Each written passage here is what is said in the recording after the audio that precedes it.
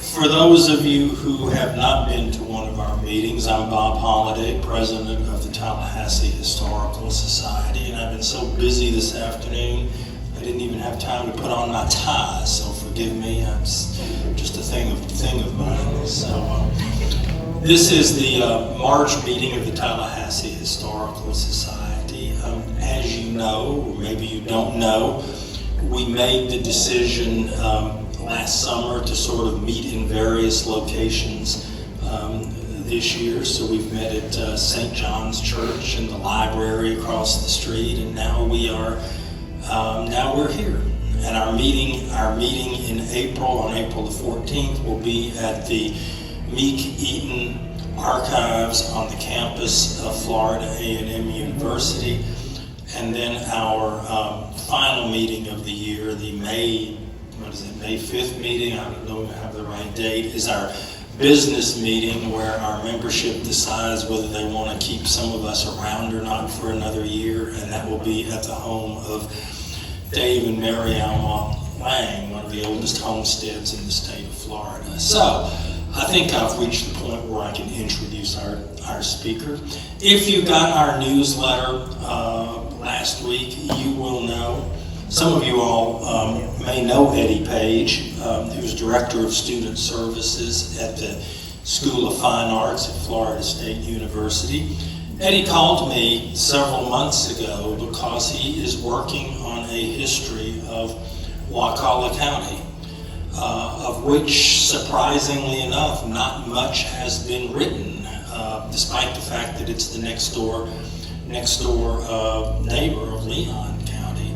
And he asked me if I would look at some chapters, which I did. And those of you may remember that Dr. Bill Rogers, our former president, started a small press about 40 years ago that he asked me to kind of keep going before he died, and we are, and so we're talking seriously about publishing it. Anyway, in his chapters, the chapters that George sent me, I learned a lot about Wakulla County, including the fact that during World War II, it nearly went belly up. And it took a concerted effort on the part of the state rep there, George Nesmith, to help save it. And so I asked Eddie if he would come speak to us about it tonight, and he agreed. So I will turn it over to him. Eddie Page.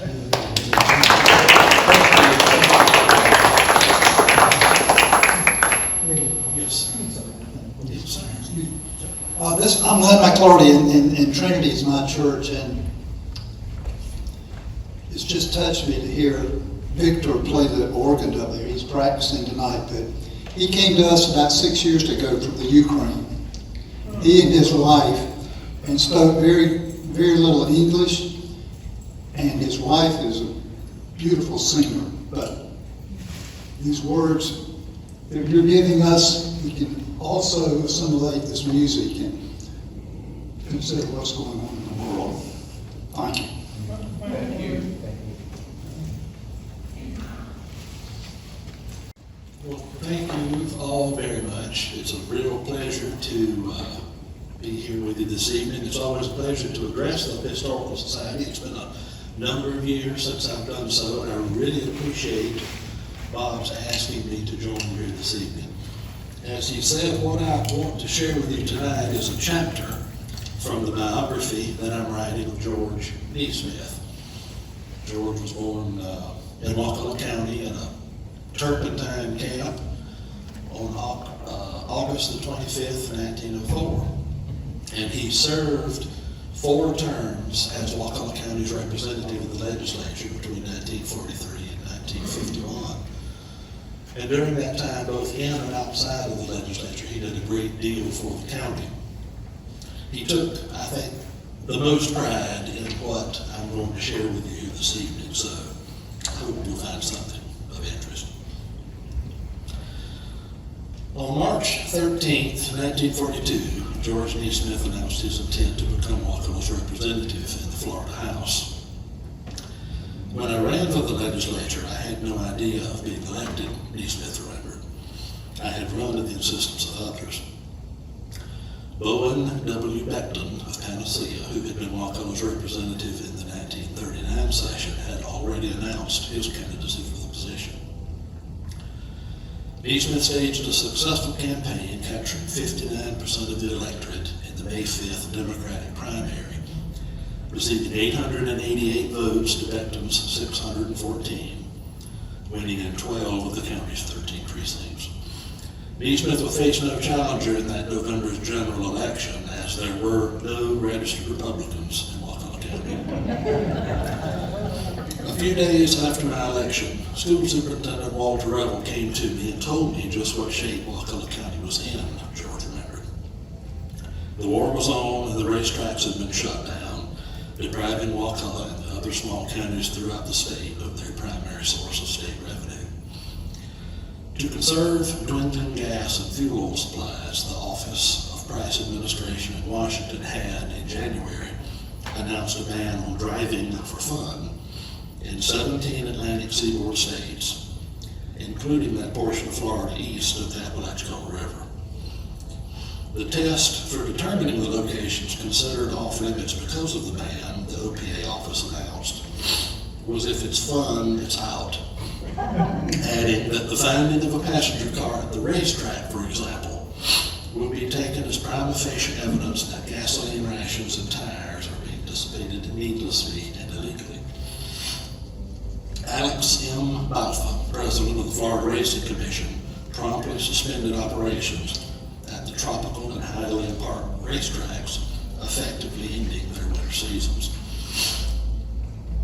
Closing the tracks would result in the loss of a significant revenue stream to the state. In 1942, Florida had collected $3,473,000 in racing taxes, a portion of which was shared equally among its 67 counties. Wakulla's share for that fiscal year represented 29% of its total revenue available to its county commissioners. Faced with the loss of this revenue source and any means to replace it, Wakulla County would be devastated. The county was destitute, Nesmith recalled, of conditions at the time. It had no tax base and land was selling for $5 an acre when it sold. There was a large lumber company at Wakulla Station and a couple of gas terminals in St. Mark's. The seafood industry was limited to mullet and oysters, with crabbing then being in its infancy. This was the only industry in the county at that time. Walter Revel said that he had been to see the governor and the various state departments, and they couldn't promise him anything. All they could talk about was annexing Wakulla County with Leon and consolidating. The state itself was in bad shape, and there was no way of increasing the existing taxes, so I knew I had better start trying to do something. Nesmith made an appointment with Spencer Holland, whom he considered, with the exception of Roy Collins, the best governor Florida has had since John Martin. He was very nice and also sympathetic, George recalled at their meeting. But I got the same thing Revel got. Holland said that there were other counties that were in rough shape and needed help, and he couldn't see any way of passing new taxes with war on, and that we would have to try and work something out for ourselves. In exasperation, Nesmith told the governor that he would resign his position before being the one representing Wakulla County when it was abolished. In early 1942, State Auditor Brian Willis ordered a general audit of Wakulla County's finances for the years 1939, 40, and 41. Conducted by Assistant State Auditor A.J. Henry, the report revealed several troubling findings.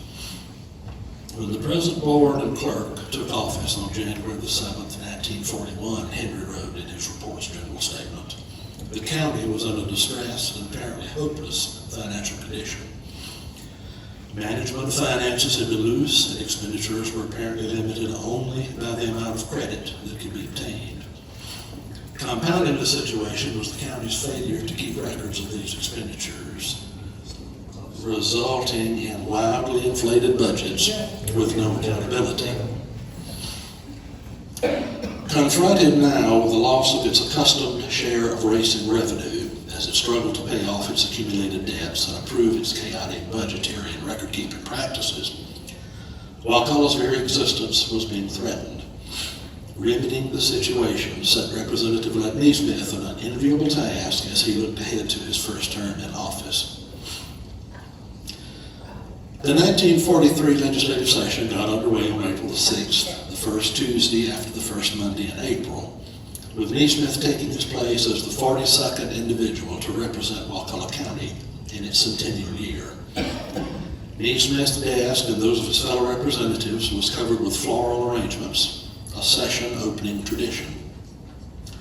So profuse were the flowers, wrote legislative columnist Russell Kay, that the scene resembled a cross between a flower show and a gangster funeral. At 3 p.m., members of the Senate entered the House chamber and were seated, and shortly thereafter, Governor Holland was escorted in to address the legislature, as was required by the state's constitution. At this tense hour, it is wholly unnecessary to remind you of the fact that we meet at the time of greatest crisis in the life of our nation, he began. Delivering his 20,000-plus word address to the Joint Assembly in just less than 2 hours, pausing only once for a sip of water, the governor gave a comprehensive overview of Florida's economic health. While the state was in stable economic shape, due in large part to fiscal reforms and belt-tightening measures implemented during the previous 2 years, as the result of wartime conditions and restrictions, Holland said he anticipated a loss in state revenues of $10 million in the coming year. Of primary concern was the impact the loss would have on the state's old age assistance program and the funds counties received from the racetracks. Horse racing had been popular in North Florida since well before the Civil War, but the action had long since shifted south, with the first race in the modern era run at Hialeah near Miami on January 15, 1925. Legalized betting at racetracks in Florida had begun in 1931. Lasting effects of the failed Florida land boom, the 1929 Medfly quarantine, and the Great Depression's impact on the state's ability to fund necessary public services provided the necessary impetus. Legislation authorizing pari-mutuel betting had been passed under the veto of Governor Norman Carlton, who opposed the idea on moral grounds. All money wagered would be taxed at 3%, along with an additional 15% tax on admissions to racing facilities. A state racing commission had also been created to maintain the public's confidence by enforcing racing laws and supervising all track activities. To assuage concerns over gambling's legalization, the state's share of revenue generated by wagering would be distributed equally to each of Florida's 67 counties. These allocations were a godsend to those counties with limited financial resources. Any lingering reservations were eliminated promptly, when the state received $737,301 generated by 3 horse tracks and 6 dog tracks in the first year that taxes were collected. Each county received $9,226.23. By the 1941-42 racing season, the state's take had skyrocketed to $4,393,000, with each county receiving $31,793. Pardon me. Initially, counties had used their shares to fund their school systems, but many were now using the revenue to fund roads and bridges, parks, hospitals, agriculture, and civic facilities, all of which otherwise would have been supported by increased state and local taxes or eliminated altogether. The state's old age pension program was also dependent on racing profits. In 1941, legislation had imposed an additional 5% tax on racing revenue in order to guarantee that funding for the program would not fall below $2 million a year. As part of that same law, each county was guaranteed to receive a yearly minimum of $33,000 in racing revenue, that amount being equivalent to the share each had received from the 1940-41 racing season. With racetrack revenue in 1942 having totaled over $4 million, Governor Holland noted that due to wartime travel restrictions and track closings, present figures indicate a loss from this source of about $3.5 million, of which $2 million is lost to the Old Age Assistance Fund and the rest to the counties on an equal basis. This loss to the counties, he continued, is of varying degrees of importance, being relatively unimportant to the large counties with large budgets, but of almost tragic seriousness to about half of the counties whose local budgets depend for much of their revenue, between 40 and 80%, upon this racing fund. As an emergency measure, he called on the legislature to pass a cigarette tax to remedy the anticipated budget shortfall. I believe that the best available source is a cigarette tax of the same size as that levied in our two neighbor states, Georgia and Alabama. That is a tax of 1.5 mils per cigarette, or 3 cents on a package of 20, but 2 cents on a package of 10. Members of the armed forces would be exempted. Holland estimated that this would generate revenue in the amount of $3,500,000, thereby securing the Old Age Assistance Program and offsetting losses in racetrack funds to those counties now threatened with hardship or economic collapse. Excluding cigars, plugged, and pouch tobacco from his proposal, Holland maintained that the emergency cigarette tax, to be imposed for only 2 years, with all proceeds deposited into the state's general revenue fund, would be the only new tax needed to squeeze the state through its anticipated losses. Other losses of revenue, he went on, mainly gasoline taxes resulting from the travel ban imposed by the Office of Price Administration, could be absorbed by reducing highway construction and other economical operations, adding, "I believe we can adjust our operations to meet all losses sustained, except the loss in racing revenue, though this will be a difficult task. If there is some other tax that can be imposed with equal, certain, and adequate results," he stated, "I should be more than glad to hear of it." Adamantly opposed to the imposition of a cigarette tax when he was first elected as governor in 1940, Holland admitted frankly that none of us could at that time foresee the utter collapse of many of our customary sources of revenue, which has come as the result of the war. Holland's message to the legislature received a favorable editorial response throughout the state. No one took exception with the need to shore up the state's old age assistance program. There was, however, sharp disagreement as to whether a new tax was necessary to do so. Tallahassee's Laura Collins, who chaired the Senate's Finance and Taxation Committee, stated, "As to the cigarette tax, I'm not fully convinced new taxes will be necessary, unless I am so convinced by facts established before our committee. I shall oppose any new tax." One factor that is going to operate considerably against Governor Holland's cigarette tax proposal, a Tampa Tribune editorial began, is the disinclination of the other counties, particularly the larger ones, to become exercised over the financial plight of the small counties. It went on to point out that when racing had been made legal, the small counties demanded and received an equal distribution of the revenue, providing most of these small counties with enough money to defray the expenses of their county governments, so that they have been able to relieve their taxpayers of taxation for county purposes. Thus, they were sitting pretty as long as the horses and dogs kept running. Until racing revenue resumed pre-war levels, the editors maintain, the small counties, deprived of their easy money, were on their own, which, after all, is as it should be. Turning up the heat, the editorial concluded, the statewide public isn't going to object to contributing to the relief of the aged and dependent, but it is going to object to contributing to the relief of taxpayers in certain counties who have been enjoying a free ride on the horses and hounds. Echoing the sentiment, the St. Petersburg Times editorialized that the war had ended that free ride, and the time has come for these small counties to pay for their own government, just as we have been paying for our government right along.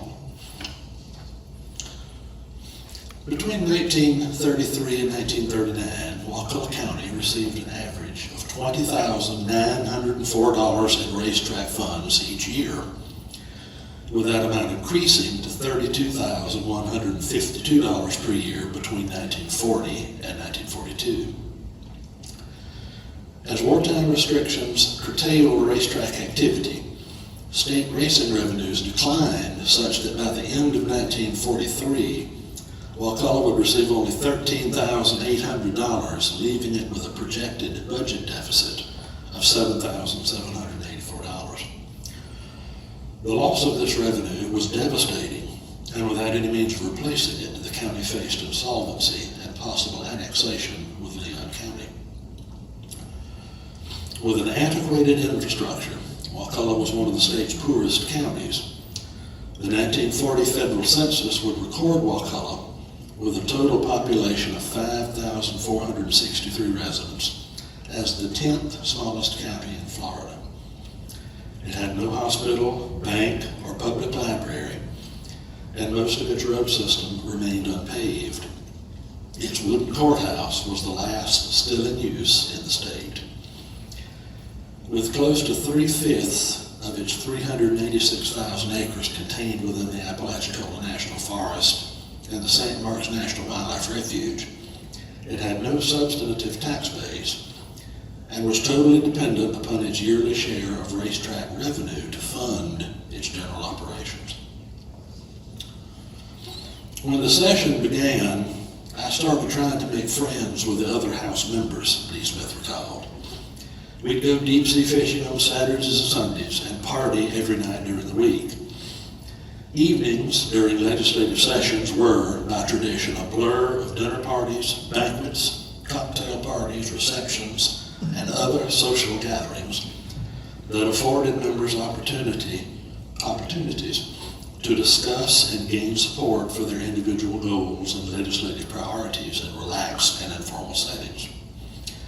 These negotiations were typically facilitated by copious amounts of alcohol, which benefited Nesmith, who readily admitted that his biggest asset was that I could hold as much as any of them, and more than most of them.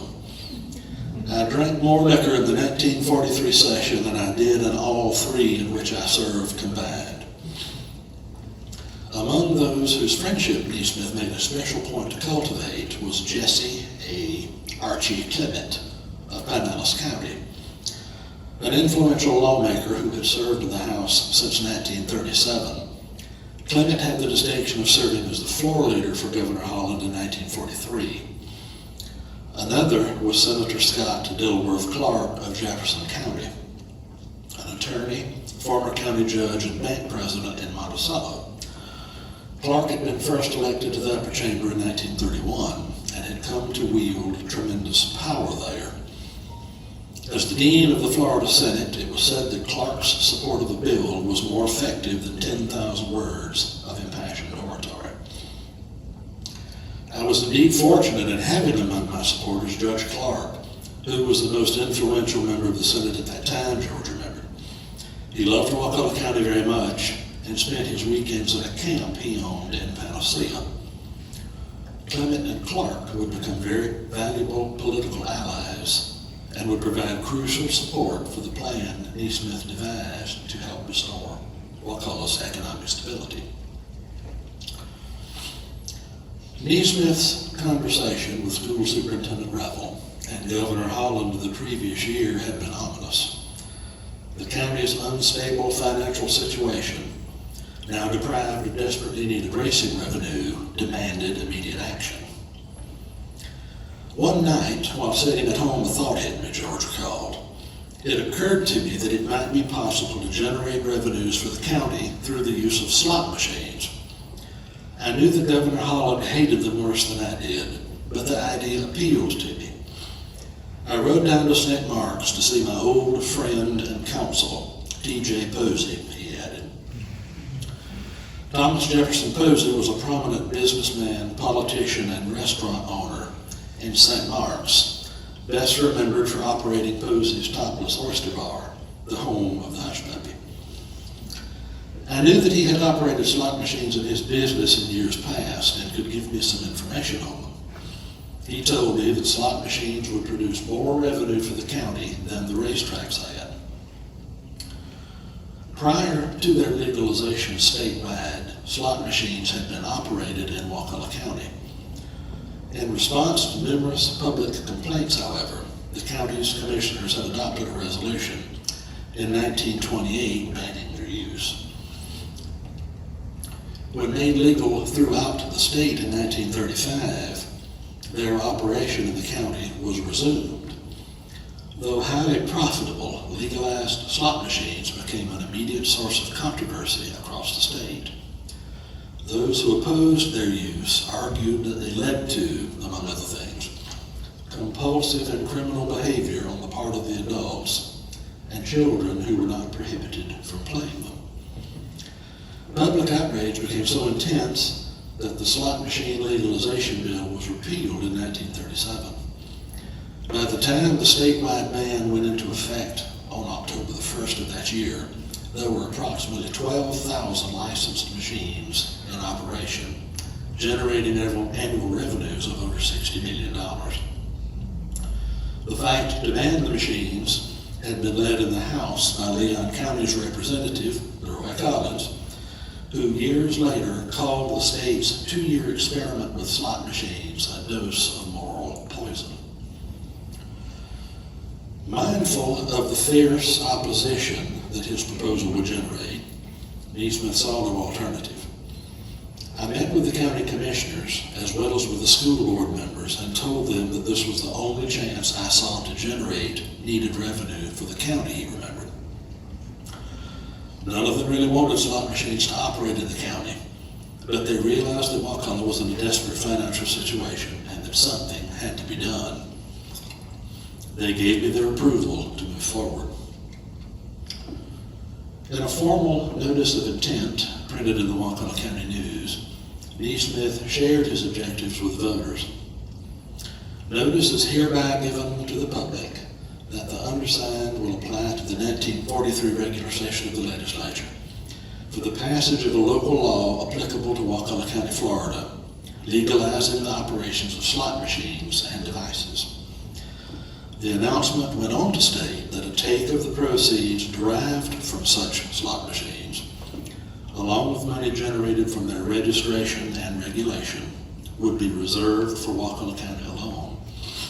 In addition, a salaried collector to inspect machines and collect the tax or take therefrom would be created. Minors would be prohibited from playing the machines. Acknowledging the severity of the situation, the Wakulla County Commission adopted a resolution supporting Nesmith's proposal, directing him to introduce his bill and to put all his efforts to further the passage of this bill and make the same a law. I went to the Attorney General's office, the office which was responsible for drawing up bills for legislators like me who could not do it for themselves, and was told that they would make a search into the legality of the idea I had in mind, Nesmith stated. They provided me with a draft of a bill which would make the use of slot machines legal in Wakulla County and would also hold up under a constitutional attack. It was a local bill applying to Wakulla County alone. I had copies of the bill circulated, and in a few days the governor got wind of what I was thinking about trying. He called me into his office and really gave me a lecture. He told me that he would have to veto my bill as he was opposed to the use of slot machines. I told him that I could not see how he could veto a local bill that would serve to guarantee the continued existence of Wakulla County, and that I would attempt to override his veto. He smiled and told me to get out of here. After his meeting with Nesmith, Holland summoned Archie Clement. Another individual who sat in on their huddle reported its substance back to Nesmith. The governor told Clement that he was not to allow that hard-headed thing from Wakulla County to pass his slot machine bill, George related. Clement replied by saying, "Spencer, I've handled everything that you've asked me to do on the House floor, and I will always continue to do so. But this is one thing that I can't help you with. I can't fight that boy. He's desperate, he's pitiful, and he's got everybody in the house feeling sorry for him. Those who he hasn't been fishing with, he's been drunk with. And you know that Judge Clark over in the Senate is behind him on this bill. He will probably be successful in passing it over your veto." A few days later, Holland called me into his office and asked me if I could support a cigarette tax to help save Wakulla County. I told him that I would support anything that would save the county, and that I would forget about my slot machine bill and support his cigarette tax to the fullest. He shoved a copy of the proposed bill across his desk and said, "Now take this and start your drinking." In sparing himself a potentially embarrassing defeat, Holland had succeeded in gaining the support of an up-and-coming legislator whose influence in the House was just beginning to be recognized. On May the 10th, Representative Loomis C. Leedy of Orange County, along with 36 co-sponsors that included Nesmith, introduced House Bill number 668, a draft of which Governor Holland had shared with Nesmith in their meeting. If passed, it was expected to generate revenue sufficient to fill the $3.5 million budgetary shortfall the governor had outlined in his address at the opening of the legislative session. Governor Holland stood by his tax proposal, stating, "I have no other. I am squarely out for it. If the legislature does not supply $3.5 million in additional revenue, the condition of the welfare funds and many county operating funds will be critical." On May the 12th, the editors of the St. Pete Times questioned whether legislators had explored all options available to them before considering the new tax. "Has the legislature really gone about the finance problem in a thorough manner?" they asked. "Has it cut to the bone or eliminated every state operation that is not a necessity in wartime? Has it done its best to eliminate duplication of expense? If not, will it do so, or will it take the easy road and levy the 3-cent cigarette tax?" They underscored their staunch opposition to providing any aid to the smaller counties who, in their opinion, should be self-supporting in their local governments. If they cannot support their own governments as now set up, it is time for them to overhaul and modernize them and get down to a basis they can afford. Many of the smaller counties, they continued, could be consolidated with one instead of many governments. It would be cheaper to maintain one courthouse, one court, one sheriff, one clerk, etc. Expressing their support for Governor Holland and his efforts to keep the state on an even keel financially, the editors closed by exhorting the legislators to achieve the utmost workable economy in all state agencies. "Until they do that job and do it well, we do not think they can logically or fairly levy a new tax of any kind on the people." Pardon me. The editors of the Tampa Morning Tribune reminded their readers of Hillsboro's successful opposition in the legislature to all previous attempts to tax cigarettes. In each instance, Tampa has been in the forefront of the opposition, they stated. Tampa's opposition is justified because Tampa is a cigar manufacturing city, with tobacco the foundation of one of its chief industries, and Tampa sees in the cigarette tax the forerunner of a state tax on cigars, they declared.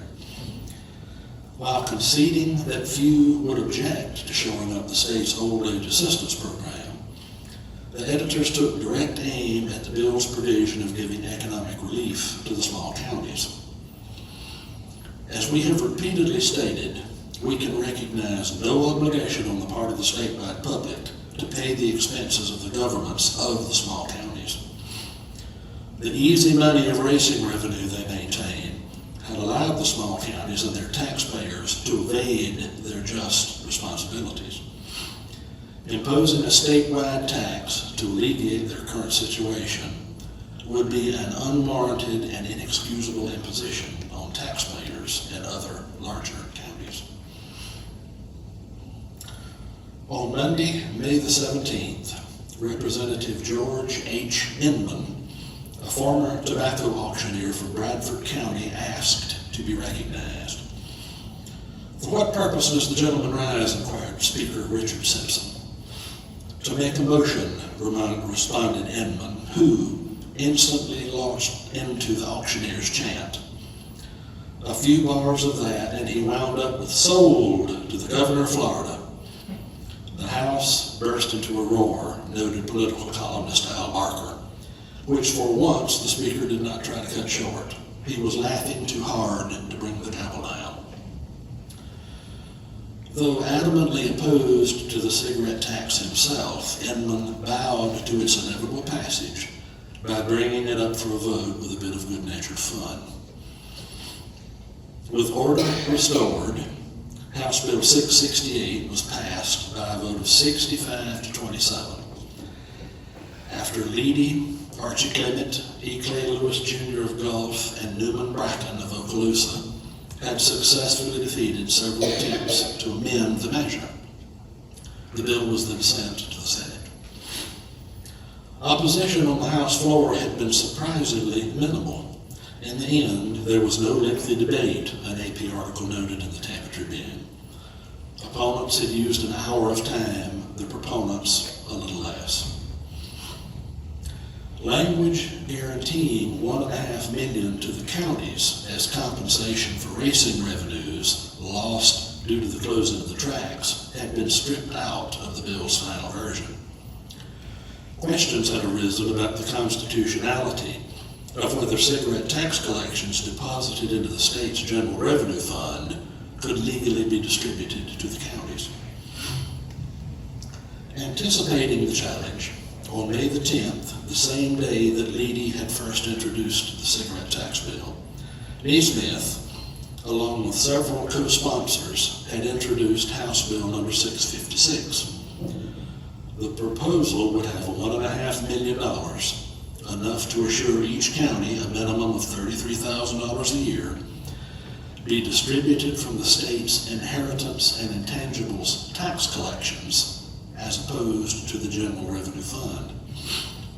Well, this means that cigarette tax revenue will have to do what the inheritance and intangible tax did before, the St. Petersburg Times editor thundered. Who does the House think it is fooling? Earlier legislative attempts to assure supplementary funds to counties deprived of racing revenue had proven unsuccessful. Representative Thomas B. Beasley of Walton County had proposed a constitutional amendment that would allow the legislature to allocate to each county up to $50,000 annually from state excise tax revenues. It had failed to make it out of committee. Representative Thomas D. Branch of Liberty County, along with several co-sponsors that included Nesmith, had introduced a bill that would place a 5-cent tax on adult admissions to amusements to be applied principally against theaters. Half of the revenue generated would be placed into a county's emergency fund, for which the governor could distribute to the counties money lost due to the racing ban. The other half would be distributed to the aged, needy children and the blind. It too failed to find support. Nesmith's House Bill 656, however, was able to gain traction. Most of the counties of the state have little interest in and have not asked for this handout, a blistering Tampa Morning Tribune editorial proclaimed on May the 16th. The editors called out the scheming small county financiers behind the bill who were, they claimed, attempting a barefaced holdup. Ignoring these protestations, the House voted overwhelmingly to pass Nesmith's proposal by a vote of 79 to 7. With the cigarette tax bill and Nesmith's companion measure having been passed in the House and now under consideration in the Senate. The St. Petersburg Times editors urged that instead of agreeing to a new tax, the senator should consider alternatives such as eliminating duplication in government, trimming the state payroll to raise needed revenue. Small county consolidation was again recommended. The state already contributes to schools and highways and debt in the small counties, they stated. That should be sufficient. If taxpayers in those counties want an expensive county government or a new courthouse, they should be able to pay for it themselves or do without it. To emphasize their opposition in assisting the small counties, the editors ran a picture of Liberty County's brick courthouse currently under construction. The tiny county with a population of 3,752 residents was an easy target for the big city editors. Believe it or not, they declared derisively, but this is Liberty County's courthouse. You should take a good look at it because you're going to help pay for it if you haven't already done so. Under the racetrack law, Liberty County pays in nothing to the state, gets back some $30,000 a year from funds paid in by counties like Pinellas, Dade, Hillsborough, and Duval. If the present cigarette tax bill and its companion measure pass the Senate, this same division of revenue will continue and will be buying courthouses and paying county government expenses in small counties all over the state. After 2 hours of debate and the addition of several friendly amendments, the Senate voted to pass the cigarette tax bill on May the 20th by a vote of 25 to 11. Though several members had expressed their hopes that a new tax would not be necessary, John E. Matthews, Sr. of Jacksonville, was the only senator who spoke out in opposition to the bill on the Senate floor. Through skillful management at the executive and legislative levels, writes historian John S. Evans, one of the most controversial components of Governor Holland's legislative program had made its way into law. On the same day, the Senate also voted unanimously to pass Nesmith's small county aid proposal. Both bills were sent to Governor Holland for signature on May the 24th. There proved to be quite a bit of opposition to the cigarette tax, Nesmith remembered, with the tobacco industry joined by several special interests coming out against it. But with the governor giving it his full support, along with the effective leadership of Archie Clement and several other influential members of the House and Senate, the bill passed. The 1943 legislative session ended at noon on June the 4th, 12 hours ahead of its constitutional time limit. Governor Holland complimented the legislature for its work, stating, "Fiscally, you have left us in fine shape. I appreciate your cooperative and harmonious attitude, and especially the fact that you have enacted practically all of the program I suggested." The following day, he signed into law the bill that imposed a 3-cent per package tax on cigarettes. 2 days later, he signed Nesmith's companion measure, House Bill number 656, into law. Both bills were set to expire on June the 30th, 1945.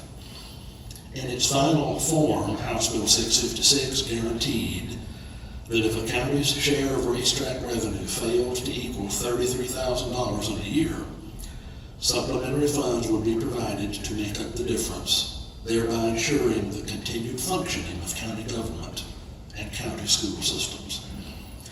In accordance with the bill, each county would receive an allocation of $19,200 as compensation for the meager $13,800 share of racetrack revenue received due to the truncated 42-43 racing season. In providing a safety net to those counties threatened by financial catastrophe, Nesmith's bill had engendered a much larger debate. In an open letter signed Colonel Clearwater, one meant to dissuade Governor Holland from supporting the small county bill while it was still under consideration in the Senate. The Clearwater Sun had editorialized that old age assistance is important and desirable. Relief for small counties is unimportant and undesirable. Its provision would be, in effect, yielding to a racket as pernicious and high-handed as anything John L. Lewis ever thought up. In April, Lewis, the controversial leader of the United Mine Workers of America, had led a highly unpopular UMW labor strike that had prompted President Roosevelt to place coal mines under federal control. According to the Colonel, the larger issue exposed by the small county aid bill lay in the degree of legislative power wielded by the rural North Florida County representatives. We call small counties those of small population, he went on, because representation in the legislature is based largely on geography instead of population. These small counties have long ruled the state. They possess veto power on any measure designed to affect the densely populated areas. Pulling no punches, he continued that of Florida's 67 counties, more than the majority are sparsely populated. At every session of the legislature, they band together and blackjack the populous counties into doing what they want. The problem the Colonel was railing against was the equitable distribution of legislative seats. The state's constitution, last revised in 1885, required the state to reapportion the legislature based on population every 10 years, but that mandate had not been followed. Florida constitutional scholar Mary E. Adkins points out that the 1885 document limited the size of each house of the legislature, creating a situation in which a growing population would mean each legislature would represent more and more people, distancing citizens from their government. While these limits may have made sense in 1885, when Dade County's population was counted in the hundreds, once South Florida's population began to boom and North Florida's to stagnate, any trace of true representational fairness in Florida's legislature vanished. The result, according to Adkins, was a mal-apportioned legislature. The majority of the legislative districts remained in northern Florida, where the great majority of Florida's population resided in 1885, when the Constitution had been written. The effect of this malapportionment was that Florida's legislature focused insufficiently on the modern urban needs of the population centers and concentrated instead on resisting giving encouragement to the cities. In closing, Colonel Clearwater had posed a direct challenge to the governor. If you were independent, why must you now be a party to the machinations of these small counties? Their only claim to relief is that they are not getting as much money from the racetracks as they used to. Well, neither are the other counties. You know what the small counties would do to any proposal you might offer for the relief of a big county. A Tampa Morning Tribune editorial entitled "Small County Dictation" echoed its contempt for Nesmith's bill, what it had taken to referring to as the small county grab. The Clearwater editor puts his finger on the root of the trouble, it declared. That situation has enabled the small county bloc in each legislature virtually to control legislation.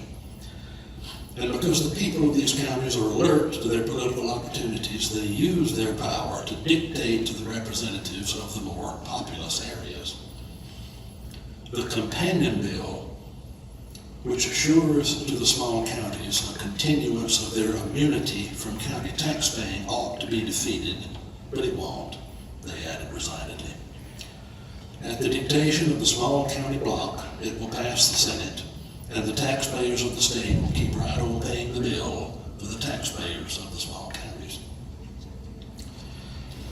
As a first-term representative from an inconsequential rural county, Nesmith's success with House Bill 656 epitomized the disproportionate influence wielded by small county legislators the South Florida editors railed against. For his part, Governor Holland needed the small county support to ensure passage of his cigarette tax to shore up the state's old age assistance program. Several small county representatives had pledged their support only upon receiving Holland's explicit promise to support Nesmith's companion bill. Florida's malapportioned legislature, described by Charlton Tebeau as one of the most inequitably apportioned legislatures in the Union, would end only in 1967, when the state would reapportion under federal court order, effectively ending 8 decades of rural domination of Florida politics. Holland and Nesmith had worked to achieve their respective goals within the system as it existed in 1943. Nesmith had obtained his primary objective of assuring Wakulla County's economic security, and by extension, had assisted those counties equally dependent on racing revenue. Passage of the small county aid bill was a significant accomplishment for the first-term representative.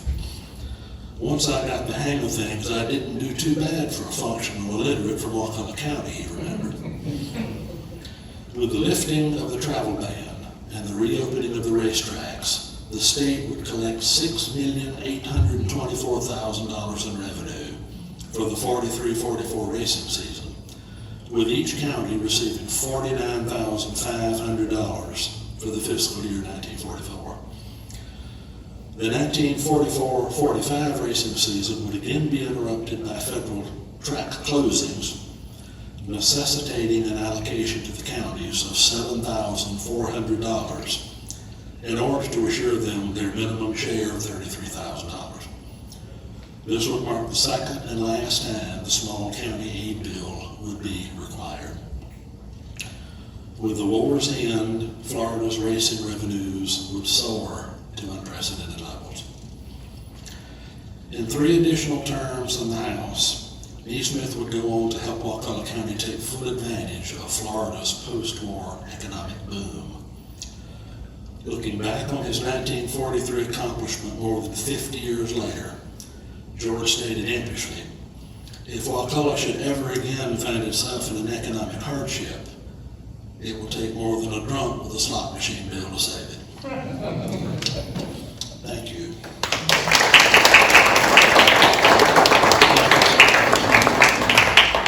That had to have seemed like an eternity. Not too bad. Okay. Well, thank you very much. I hope there was something in there of interest for you. Do we have any questions? Lonnie? In 50 words or less, what did you find out about the old age assistance program in Florida? When it started, when it ended, how it related to Social Security? Yes, and that was a rabbit hole, quite frankly, that I did not fall down. Yes, so I really won't be able to provide any specificity on that. Yes, yeah. At least not this evening. I find it interesting that even today, the small counties, in the form of the fiscally constrained counties, the same argument is still going on that they had with the racetrack revenues today, that small counties get funding from the larger counties. Yes, they continue to draw revenue, yes. And it's interesting that in the years ahead, after 43, Wakulla continued to rely very heavily on its racetrack funding, and Nesmith would pass additional legislation to earmark a percentage of the county share to build the jail and to build the courthouse, and so it really continued to help. And I think that the Wakulla County Welfare Association, who Nesmith's mother, Florida Nesmith, was responsible for having created, Nesmith had legislation passed earmarking another portion of Wakulla's share to fund the Wakulla County Welfare Association. So the racetracks, the easy money of the racetracks was very good for the county. Did Wakulla County have any racetracks? No, sir. No, sir. Does Leon County have any racetrack? Well, not legal, not legal. Nothing. Big action was down South Florida. What year does the pork shop gang started and is Nesmith part of them? I'm sorry. The pork shop gang. These are Oh, the pork chop gang. Yeah. You know, George always said that he was not a member of the pork chop gang. His last term in the legislature was 1951. And so, when you read about the pork chop gang, it basically became a significant force after Nesmith was out of office. Which is not to say that Nesmith and his contemporaries didn't participate in pork chop-like activities as small county legislators.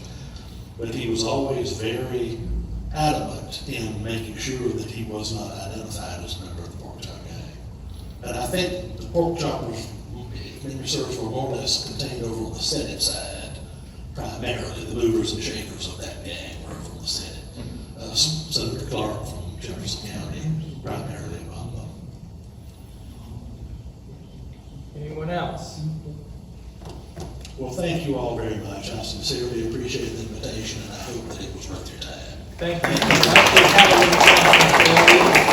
This is the official Tallahassee Historical Society travel mug, so no matter where you go, you can hold it up with Great pride. With great pride. Thank you so much. Thank you very much. Thank you. Thank you. Look forward to seeing the rest of the manuscript.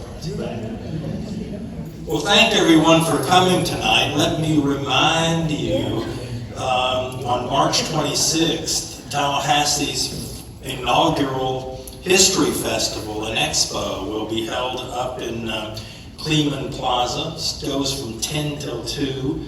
Both Wakulla County and Tallahassee Historical Society will have booths there, and we not only want you to attend, we want you to come sit at the table and be part of it and so forth. So we certainly hope everyone will be there, and then we hope you'll be next April the 14th at our next meeting on the campus of FAMU at the Black Archives. Delatry Hollinger will be speaking. So thank you all very much, and good night.